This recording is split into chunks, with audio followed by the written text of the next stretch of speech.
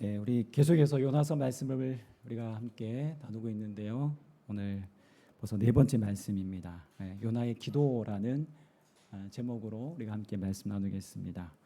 우리가 생을 살아갈 때 참 죄로 얼룩지고, 또 우리의 언어도 더럽혀지고, 그런 어떤 우리의 때 묻은 언어가 정화되는 시기가 있죠. 또 삶이 회복되는 때가 있습니다. 언제입니까? 바로 하나님 앞에 정직한 기도를 올려드릴 때입니다. 깊은 내면에서부터 하나님 앞에 정직한 기도가 나오는 그 순간이야말로 하나님의 존재에 대한 우리의 눈이 다시금 새롭게 뜨이는 거룩한 시간입니다. 오늘 본문의 요나가 바로 이 삶과 죽음의 경계에서 하나님 앞에 정직한 기도를 드립니다. 하나님께 찬양과 감사의 기도를 올려드립니다. 오늘 구체적으로 오늘 기도에 관한 내용으로 함께 본문을 다시 함께 살펴보려고 합니다. 우리가 쭉 요나의 스토리는 잘 우리가 이미 들어서 아시겠고, 이제 이어지는 스토리 내용이 죽음을 각오한 요나는 이제 선원들에 의해서 어떻게 되죠? 바다 한가운데 던져집니다. 여러분 한번 상상해 보세요. 내가 그 바다의 풍덩 던져졌다고 생각해 보세요. 어떻습니까? 거센 파도와 물결에 휩싸이면서 깊은 속 바다에 가라앉는 요나. 이제 죽음을 맛보는 거예요. 죽는 것이 이런 거구나. 이제 이렇게 하면서 이제 자기의 죽음, 그 한계 앞에 이르릅니다. 자기 의식이 그런데 흐릿해지는 그 순간, 갑자기 무언가가 자기를 꿀꺽 삼켜버립니다.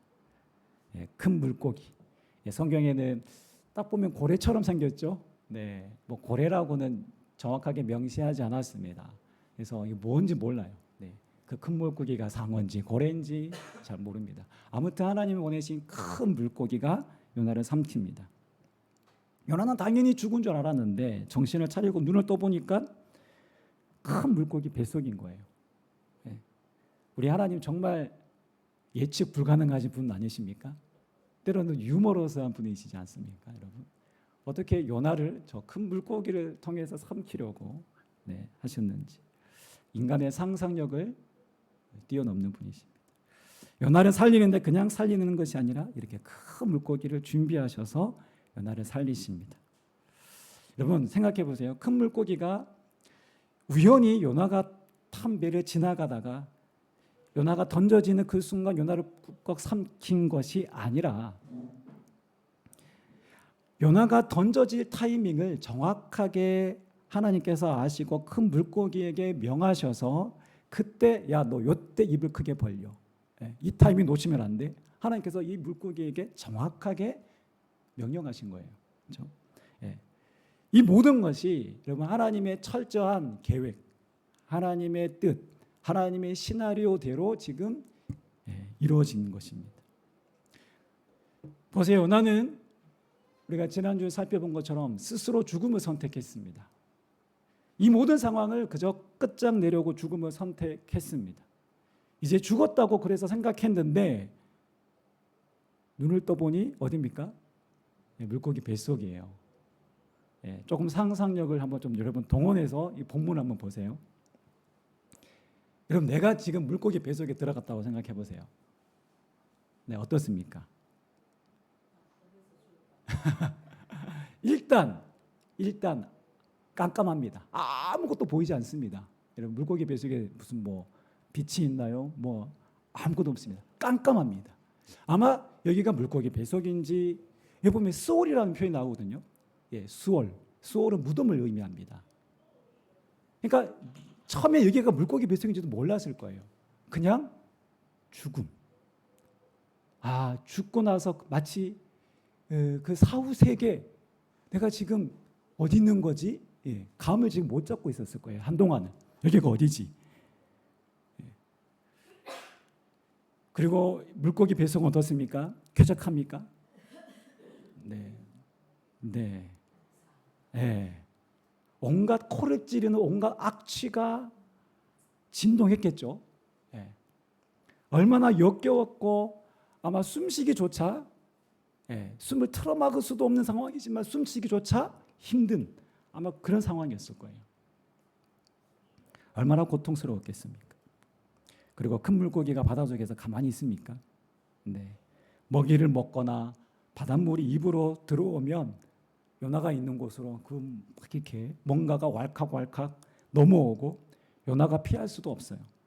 온갖 오물 같은 것들을 다 뒤집어 써야 합니다. 나가고 싶어도 나갈 수도 없고 정말 난감하고 고통스러운 상황입니다. 정말 요나에게 있어서는 그 곳이 지옥이에요. 지옥. 진짜 끔찍함. 물고기 뱃속에 갇힌 요나가 할 수 있는 일은 여러분 아무것도 없습니다. 여러분 사람은 이렇게 인간은 자기 한계를 철저하게 여러분 경험하고 나서야 이제 어떻게 됩니까? 이 완고한 이 고집쟁이 요나가 어떻게 돼요? 그 고집이 꺾이고 누그러집니다. 그렇게 기도하지 않던 요나가 어떻게 합니까? 요나의 기도가 오늘만 2, 3절 정도 나오나요? 아니에요. 10절이에요. 길게 요나의 그 구구절절한 고백이 2장 전체를 등장합니다. 이렇게 요나의 기도가 터져나오기 시작합니다. 그래서 오늘 요나의 기도는요. 요나의 기도에 대해서 한 3가지로 우리가 함께 생각해 보려고 하는데 요나의 기도는 첫 번째로 고난에서 드린 기도입니다. 고난 속에서 드린 기도입니다. 우리 1절과 2절 우리 다시 한번 함께 읽어보겠습니다. 시작. 요나가 물고기 뱃속에서 그의 하나님 여호와께 기도하여 이르되 내가 받는 고난으로 말미암아 여호와께 불러아뢰었더니 주께서 내게 대답하셨고 내가 스올의 뱃속에서 부르짖었더니 주께서 내 음성을 들으셨나이다. 아멘. 여러분 사람은요 스스로 낮아지기 어려운 존재입니다. 일명 나잘난 사람들이 많고 우리 또한 어찌 보면 그랬던 사람들이죠. 특별히 내가 잘났다고 생각하고 가진 것이 많다고 생각하는 사람은 더더욱 그렇습니다. 그래서 예수님이 하신 말씀 중에 부자가 천국에 들어가는 것이 낙타가 바늘길을 통과하는 것보다 쉽다 어렵다? 어렵다라고 말씀하셨습니다. 불가능에 가깝다라고 하셨죠. 그것은 단순한 부자가 아니라 여기서 말하는 부자라는 것은 그냥 돈 많은 부자가 아니라 여기서 말하는 부자가 의미하는 것은 세상의 것에 취해 사는 자들을 의미하는 말씀입니다. 즉 자기가 가진 지식으로 마치 내가 세상의 이치를 다 안다라고 생각하는 자들. 자기가 쌓아 올린 돈과 재산이 마치 자기를 평생 영원히 지켜줄 것이라고 생각하는 자들은 어떻게 해요? 천국에 들어갈 수 없다라는 말씀입니다. 만약 우리의 인생이 내가 생각하고 내가 계획하고 내가 원하는 그 뜻대로 여러분들 다 이루어진다라고 한번 생각해 보세요. 탄탄대로의 인생이 펼쳐진다면 여러분 사람들이 과연 하나님을 찾을까요? 하나님을 의지할까요? 인생의 고통이 없이 늘 우리가 바라는 늘 꽃길만 걸어가기를 원한다면 더 나아가 여러분 우리의 인생에 죽음이 없다면 사람들이 하나님을 찾을까요? 아마 거의 찾지 않을 것입니다. 그런 의미에서 우리의 인생에서 만나는 여러 가지 아픔과 고통과 슬픔과 때로는 죽음의 문제까지도 여러분 그 모든 것은 무엇이 진리인지 인생의 참됨이 무엇인지를 보게 하는 또 하나의 도구가 되는 것입니다. 저와 여러분들이 언제 하나님을 간절히 찾았습니까? 한번 생각해 보세요. 언제 하나님을 간절히 찾았습니까? 언제 하나님을 만나셨습니까? 내 삶에 문제가 없을 때입니까? 문제가 있을 때입니까? 내가 편안할 때입니까? 고통 앞에 눈물 지을 때입니까? 삶과 죽음의 갈림길에서, 고난의 한복판에서 내가 얼마나 나약하고 무력한 존재인지 실감을 했을 그때 아닙니까?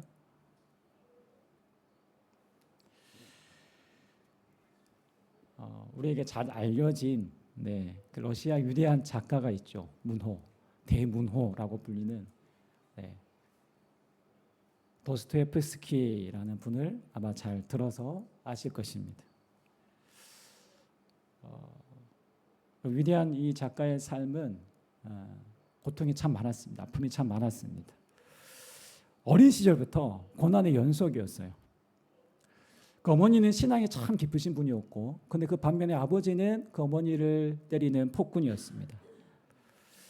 그 어머니가 남편의 학대에 시달리면서 결핵으로 결국 사망하고, 또 아버지는 농민들까지도 그 학대하던 아버지는 결국 농민들에 의해서 살해가 됩니다. 18살의 어린 나이에 아버지의 끔찍한 죽음을 목격하고 도스토옙스키는 큰 충격을 받고 그 순간 간질, 발작을 일으켜 그것이 평생 그의 지병이 되었어요. 청년 시절의 그의 관심은 온통 문학과 사회주의로 흘러갔습니다. 기독교를 권력에 기생하는 종교로 간주하고 기독교를 매우 혐오했습니다. 그는 철저한 스스로가 무신론자라고 자처했습니다. 사회주의를 통해 세상을 바꿔보겠다는 신념으로 비밀 조직에 가담했다가 결국에 발각되어서 체포가 되고 총사령을 선고받았습니다. 내 인생이 이렇게 끝나다니, 내가 다시 시작할 수 있으면 정말 내가 삶을 다시 한번 가치 있게, 의미 있게, 감 있는 인생을 내가 살고 싶다라는 그 후회, 그 후회를 했던 것이죠. 이렇게 사형대에 묶인 도스토옙스키는 28년의 삶을 돌이키며 그렇게 사형장에서 후회의 눈물을 뚝뚝 흘립니다. 그리고 죽음의 공포가 점점 엄습해오는 그런 순간이었죠. 그렇게 사형 집행이 막 시작될 무렵 저 멀리서 한 병사가 급히 달려옵니다. 그리고 흰 손수건을 휘날리면서 달려옵니다. 황제의 특명이요, 사형 집행을 중지하시오. 죽음 직전에서 다시 생명을 되찾은 놀라운 기적의 순간이었습니다. 보통 우리가 인생을 살아가면서 이런 순간은 맞이하기 참 극히 드문데 기적과도 같은 그런 순간이 도스토옙스키에게 찾아왔습니다. 죽음 직전 그곳에서 풀려나서 그는 유배지인 이제 시베리아로 가는 기차에 멈추었을 때 어느 여인이 이 도스토옙스키에게 신약 성경 한 권을 손에 쥐어줍니다. 그리고 그는 수용소에서 온갖 흉악한 범죄자들과 부대끼면서, 또 얼마나 춥습니까, 러시아에. 혹독한 추위와 싸우며 힘든 노동을 해야 했습니다. 그러면서도 틈틈이 말씀을 읽었습니다. 성경을 읽었습니다. 그는 그 작은 신약 성경에서 말씀을 읽으면서 그가 부인했던 하나님의 음성을 듣고 그리스도를 만나게 됩니다. 그는 더 이상 사회주의자들의 요구하고 원하던 어떤 급진적인 어떤 유토피아, 어떤 그런 사상에 동조되지 않았습니다. 오히려 고통과 불합리로 얼룩진 예수 그리스도의 그 십자가를 붙들고 그 십자가를 따라가는 삶을 선택합니다. 그래서 그는 이런 위대한 고백을 합니다. 이게 도스토옙스키의 고백인데요. 나는 예수 그리스도가 없는 인간의 삶을 상상조차 할 수 없다. 아무리 훌륭한 진리와 부귀가 있다 해도 그것이 신앙에 위배된다면 나는 그리스도의 편에 설 것이다 라는 이 고백을 합니다. 그렇게 마음에 늘 증오를 품고 교회를 혐오했던 무신론자 청년, 외톨이, 간질병자였던 도스토옙스키는 예수 그리스도를 만나고 위대한 작가로 변화되었습니다. 죽음의 순간 그 유배지의 혹독한 수용소의 생활이었지만 그는 그 속에서 예수 그리스도를 만났습니다. 그리고 유배 생활을 마치고 그가 고향으로 돌아와서 죄와 벌, 백치, 카라마조프의 형제들과 같은 아주 수많은 유작들을 남기게 되죠. 여러분 그 책들은 다 기독교 신앙의 베이스가 담겨 있는 작품들입니다. 그래서 이 진리의 말씀이 그 속에 다 녹아져 있습니다. 지금까지도 그 영향력은 계속되고 있죠. 여러분 그래서 아이러니하게도 여러분 고통과 절망의 자리는요 하나님을 만나는 희망과 회복의 자리라는 것입니다. 하나님은 오늘 우리가 고통 속에 드리는 그 절박한 기도를 들으십니다. 그 가운데 찾아오십니다. 고통 가운데 함께 하십니다. 오늘 그 하나님을 더욱 경험하는 저와 여러분 되시기를 바랍니다. 두 번째로 요나의 기도는요, 나를 포기하지 않으시는 하나님의 그 사랑과 그 은혜를 깨달은 자의 기도입니다. 네. 어찌 보면 여러분 물고기 배속은 요나 스스로가 자처한 고통의 자리이지 않습니까? 네. 하나님이 그렇게 하셨나요? 아니요. 요나의 불순종으로 빚어진 모든 일이에요. 요나가 순종했더라면 애초에 이런 일은 일어나지 않았을 것입니다. 이 모든 고통은 요나의 불순종이 원인이었습니다. 그럼에도 하나님은 요나에게 말씀하시고 끝까지 불순종하는 요나를 어떻게 해서든 고쳐보겠다고, 사용하시겠다고 그를 포기하지 않으십니다. 여러분 요나님이 하나님의 말씀을 전할 선지자가 없습니까? 많습니다. 여러분 내가 신이라면, 내가 만약에 하나님이라면 이 예라는 사람이 말을 안 들으면 어떻게 하시겠습니까? 얘를 그냥 버리고 그냥 B라는 사람을 선택하면 됩니다. 그러면 그만입니다. 그런데도 불구하고 하나님은 요나를 포기하지 않으십니다. 고쳐 쓰시겠다는 거예요. 요나 스스로 회개하고 순종하도록 하나님이 여러 환경을 통해서, 사람을 통해서, 모든 만물을 통해서 하나님께서 요나 한 명을 위해서 그렇게 지금 작업하시는 거예요. 요나 스스로 하나님의 뜻을 선택하고 순종하도록 그렇게 하나님이 이끄세요. 이 과정 가운데 요나는 고생을 하긴 하죠. 그런데 하나님은 그렇게 요나를 사실은 연단시키는 과정입니다. 요나를 놓지 않으십니다. 하나님은 요나를 포기하지 않으십니다. 그래서 요나를 우리가 일컬어 구약의 탕자라고 부르기도 합니다. 우리가 요나서를 보다 보면 여러분 하나님의 관심이요, 저 수많은 이스라엘 백성, 저 큰 니느웨에 사는 백성들에 대한 이야기도 나오긴 나오지만 대부분이 누구에 관한 이야기예요? 요나서는 정작 요나에 관련된 이야기가 대부분을 차지합니다. 무슨 말입니까? 하나님의 관심이 요나 한 사람에게 쏠려 있다는 것을 우리가 보게 됩니다. 불순종한 요나, 선지자답지 못한 요나, 자기 고집대로 살아가는 어리석은 요나에게 하나님은 계속 찾아오시고 그 뒷감당을 다 하십니다. 여러분 왜 이렇게까지 하십니까? 하나님 왜 이렇게 바보처럼 우리 눈에 보면 바보처럼 보이십니까? 결론은 사랑하시기 때문입니다. 하나님은 니느웨를 변화시키기 이전에 하나님은 요나를 변화시키고 싶어 하셨습니다. 하나님의 관심은 바로 요나 한 사람에게 지금 집중되어 있습니다. 왜 하나님 이렇게 하십니까? 하나님 무슨 집착하시는 분이십니까? 아니죠. 하나님은 한 영혼에 대한 하나님의 마음과 사랑을 먼저 누구에게 보이십니까? 요나에게 쏟아부으심으로 요나를 깨닫게 하시는 것입니다. 하나님은 선지자의 마음 가운데 한 영혼을 향한 하나님의 마음을 직접 경험하게 하시고 그 마음을 심어주시는 것입니다. 자기 고집과 판단대로 행동했던 요나의 모습은 어쩌면 여러분 이방인들보다 더 못한 요나의 모습이었을 거예요. 하나님은 그런 요나조차도 포기하지 않으시고 찾아오시고 결국에 죽음에서 건져내시는 분이셨습니다. 그래서 6절에서 보면 주께서 내 생명을 건지셨습니다. 그렇게 고백하는 거죠. 하나님의 한결같은 그 사랑을 경험한 요나가 영혼을 사랑하는 사명을 감당할 수 있지 않겠습니까? 그래서 하나님은 연단하십니다.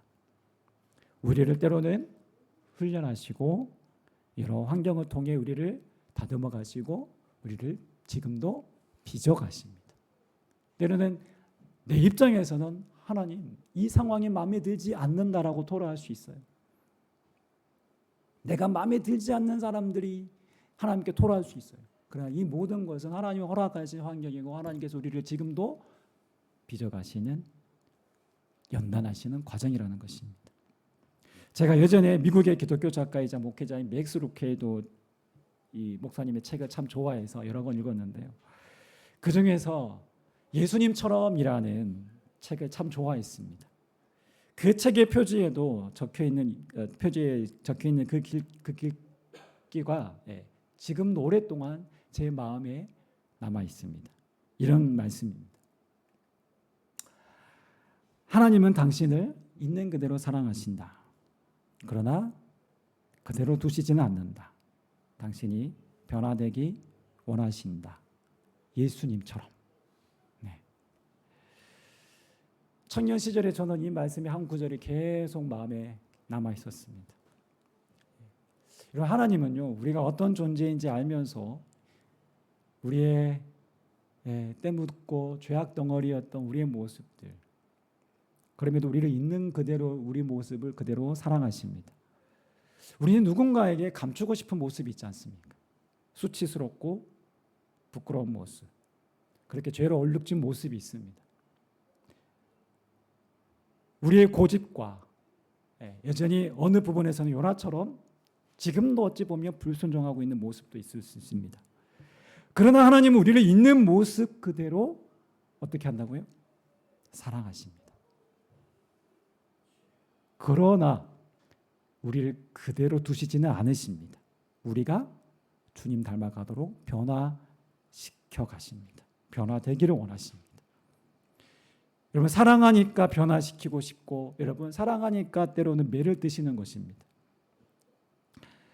저희 옆집에 아이들이 2명의 아이들이 살고 있거든요. 같이 엘리베이터를 이렇게 한 번씩 타고 저희 5층에 올라갈 때가 있어요. 제 옆집에 사는 아이가 공부를 안 한다고 제가 잔소리하지 않습니다. 오히려 만나면 아우 인사도 잘한다, 뭐 칭찬하고 막 그래요. 저는 그 아이가 수학 50점을 맞든 영어 30점을 맞든 그것이 제 관심사가 아닙니다. 그런데 제 주아 세아 준서가 만약에 그런 점수를 받아오면 어떻게 할까요? 아유, 제가 예전에 양양 몇 번 받아왔던 적이 있었는데 호되게 맞았던 어머니한테 맞은 기억이 있습니다. 야단 놓치고 잔소리도 하고 때로는 벌도 세우지 않습니까? 무엇 때문인지 어디서부터 잘못되었는지 철저하게 원인 분석을 해서 이 아이의 실력을 어떻게 해서든 뭐 가외를 붙여서라도 좋은 학원을 가게 해서라도 이 아이가 제대로 공부할 수 있게끔 도와주지 않겠습니까? 왜 그렇습니까? 내 자녀이기 때문에 그렇죠. 내 자녀를 사랑하기 때문에 하는 일입니다. 하나님도 오늘 요나를 통해서 이 말씀하고 계십니다. 하나님의 선지자다운 요나로 세워가시기 위해 그를 죽음에서 건지셨습니다.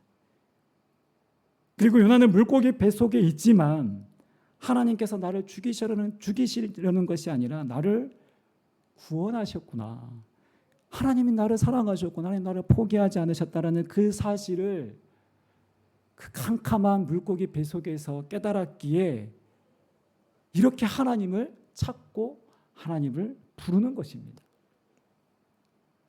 오늘 우리를 포기하지 않으시고 찾아오신 그 주님의 은혜와 사랑을 깨달은 자로 그 사랑에 감사하며 그 사랑에 반응하며 기도하는 오늘 저와 여러분 되시기를 원합니다.